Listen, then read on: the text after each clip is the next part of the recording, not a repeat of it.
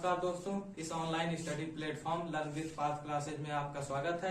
इस वीडियो में आपको बताने वाला हूं कि बंगाल की खाड़ी में कौन कौन सी नदियां गिरती हैं और उनके उद्गम स्थल कहां पर है, उसके और कहां से निकलती हैं और बंगाल की खाड़ी में कौन कौन सी नदियां गिरती हैं। आसानी से इसको जानेंगे हम एक ट्रिक द्वारा।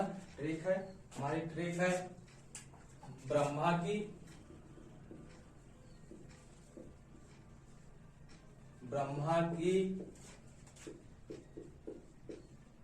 गोद में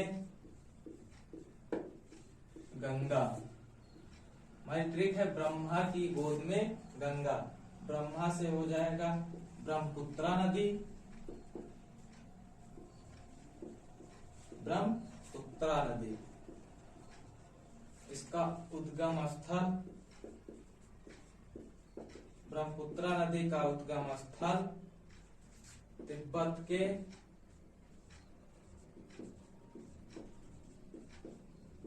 के मानसरोवर झील से हुआ है।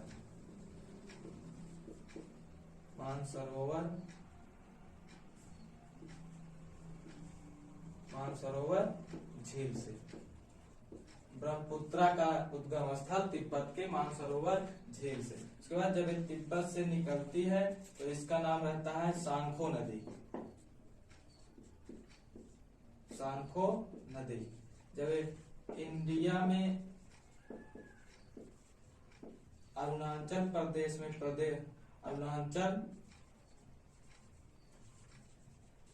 अरुणाचल प्रदेश में जब ये प्रवेश करती है, इंटर करती है, तो इसका नाम हो जाता है दिहांग नदी।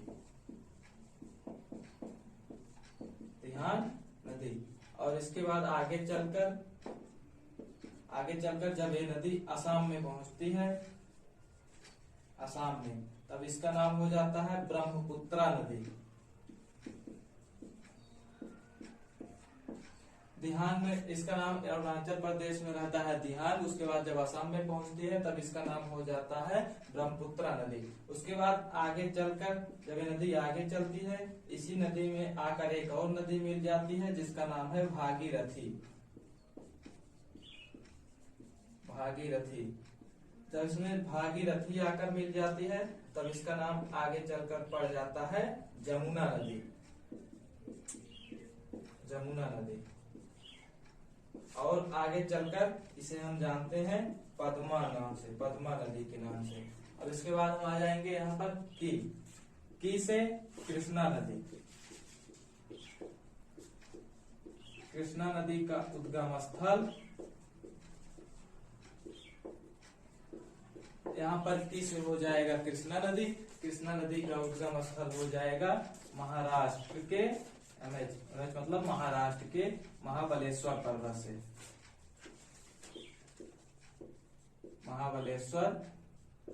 से।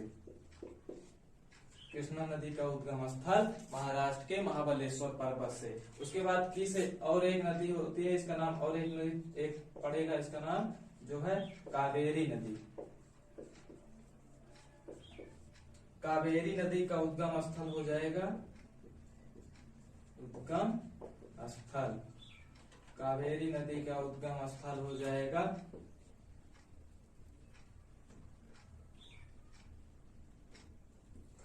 कर्नाटक के ब्रह्मगिरी पर्वत से हो जाएगी हमारी कावेरी नदी का उद्गम स्थल ब्रह्मगिरी पर्वत से। अब इसके बाद यहाँ पर हम देखेंगे गोद से हो जाएगा हमारा गोदावरी नदी। गोद से हो जाएगा गोदावरी नदी। और गोदावरी नदी का उद्गम स्थल हो जाएगा नासिक के त्र्यंबकेश्वर पर्वत से। हमारी गोदावरी नदी का उद्गम स्थल हो जाएगा नासिक के त्र्यंबकेश्वर पर्वत से। उसके बाद में से हम देखेंगे, यहाँ पर में से हो जाएगा माही नदी। में से हो जाएगा महानदी। माही नदी नहीं, सॉरी, महानदी हो जाएगा, में से हो जाएगा महानदी। महानदी का उद्गम स्थल, महानदी का उद्गम स्थल हो जाएगा हमारा छत्तीसगढ़ से निकलती है ये महानदी। महानदी निकलती है हमारी छत्तीसगढ़ से, छत्तीसगढ़ से। और जब ये आगे चलकर छत्तीसगढ़ से निकलती है, जब ये आगे चलकर उड़ीसा पहुंचती है, उड़ीसा, उड़ीसा में इसी नदी पर एक बांध बनाया गया है जिसका नाम है हीराकुंड बांध, हीराकुंड बांध।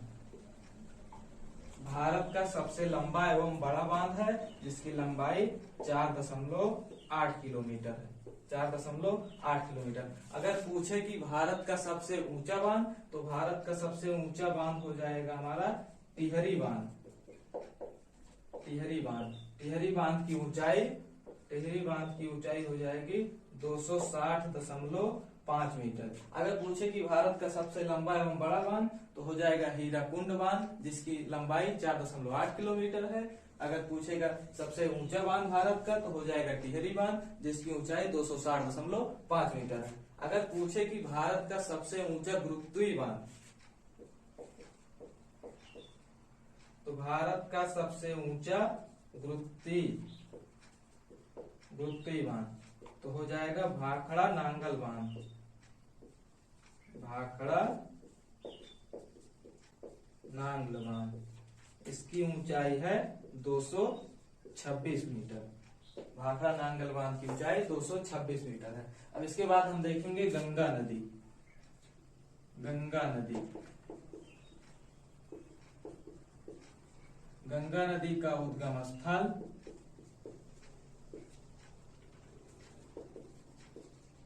गंगा नदी का उद्गम स्थल हो जाएगा अमरकंटक के,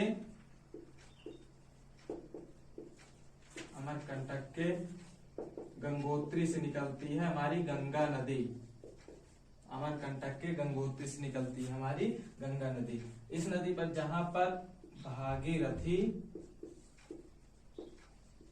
भागीरथी, भागीरथी और अलकनंदा नदी, भागीरथी और अलकनंदा नदी जहां पर मिलती हैं उसका नाम हो जाता है देवप्रयाग, उसे हम लोग कहते हैं देवप्रयाग। इस गंगा नदी को यूपी और बिहार, यूपी और बिहार में इसे हम गंगा नदी के ही नाम से जानते हैं, गंगा नदी के ही नाम से जाना जाता है इस नदी को यूपी और बिहार में। जब आगे चलकर ये नदी पहुंचती है बांग्लादेश में, बांग्लादेश में जब ये नदी आगे चलकर पहुंचती है तो इसका नाम पड़ जाता है ब्रह्मपुत्रा नदी, ब्रह्मपुत्रा नदी इसका नाम पड़ जाता है आगे चलकर बांग्लादेश में। और इस ब्रह्मपुत्रा नदी में जब आगे चलकर आ जाती है भागीरथी नदी मिल जाती है, जब आगे चलती है ब्रह्मपुत्रा नदी तो इसमें मिल जाती है भागीरथी नदी, तब इसका नाम आगे पड़ता है जमुना नदी। अब आगे यही जमुना नदी जब चलती है कुछ दूर तक, उसके बाद इसमें आगे चलकर मिल जाती है एक नदी और इसका नाम है पद्मा नदी। पद्मा नदी के मिल जाने के बाद इस नदी में इसका नाम पड़ जाता है मेघना नदी। पद्मा नदी जब जमुना नदी में मिलता है तो इसका नाम हो जाता है मेघना नदी, क्योंकि मेघना नदी के मुहाने पर ये नदी मेघना नदी जो है एक डेल्टा बनाती है जिसका नाम है सुंदरवन का डेल्टा, सुंदरवन का डेल्टा, जो कि पश्चिम बांग्लादेश में बनती है। सुंदरवन का डेल्टा, ये भारत का सबसे बड़ा डेल्टा है सुंदरवन का डेल्टा। इसके बाद आगे चलकर ये नदी बंगाल की खाड़ी में मिल जाती है। अब यहाँ पर हम एक चीज देखते हैं, जैसे यहाँ पर एक नदी है, एक नदी इधर से आ रही है और एक नदी इधर से आ रही है, इसका नाम है नदी ए, इसका नाम है नदी बी। अब जब ये दोनों आपस में मिली आगे चली, अब इसका नाम तो नदी ए है, इसका नाम नदी बी है। ये 40 फीट गहरी है और ये 50 फीट गहरी है। जब आगे चलेंगी नदियां, जब ये दोनों आगे नदियां चलकर मिल जाएंगी आपस में, दो नदी से एक नदी हो जाएगी, तब इसका नाम क्या पड़ेगा, इसका नाम कैसे रखा जाएगा कि इसका नाम आगे क्या हो, इसका नाम आगे ए रहे कि बी रहे या फिर कुछ और रहे। तो जैसे अगर जो नदी सबसे ज्यादा गहरी होगी, इन दोनों में बी वाली सबसे ज्यादा गहरी है, इसलिए इसका नाम आगे चलकर बी पड़ जाएगा। जो नदी सबसे ज्यादा गहरी रहेगी उसी हिसाब से उसका नाम आगे चलेगा। अगर जैसे ये 40 फीट है और ये भी 40 फीट होगी, तो इसका नाम बी न रखकर इसका नाम कुछ और रख दिया जाता है, जैसे इसका नाम सी पड़ जाता है। इस हिसाब से नदियों की गहराई के हिसाब से नदियों का नाम तय किया जाता है। इस प्रकार हम देख सकते हैं कि बंगाल की खाड़ी में गिरने वाली नदियां एवं उनके उद्गम स्थल आसानी से याद कर सकते हैं, बहुत ही कम समय में।